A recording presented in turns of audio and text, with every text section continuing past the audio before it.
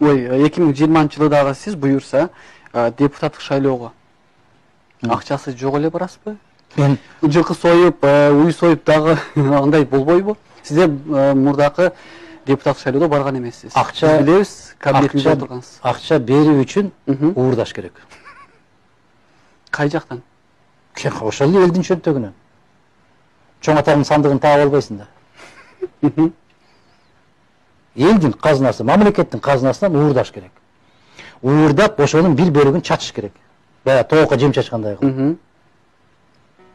Мындай деп элестетип түшүнүктүү болуш үчүн айтайын да. Мен бир кап жүгөрү уурдашым керек да.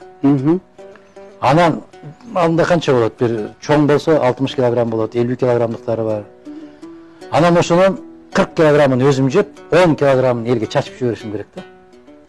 Анан эл мени көтөрүп, kokkuy, мыкты азамат экен, жигит экен, бизди сыйлады. Мана калгандары сүйлөп кетип калды, а бул бизге чай берди деп кайра мени шайлаш керек экен. Мен андай болуп шайланып келбейм.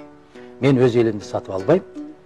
Мен сатып алган бийликтин мага кереги жок, сатып алган мандаттын да кереги жок.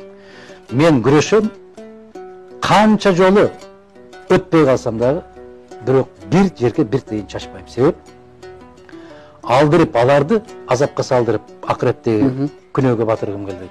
Алардын доошун сатып алам деп өзүмдү өзүм күнөөгө батыргым келбейт. Себеп берген дагы азапка калат, алган дагы азапка калат.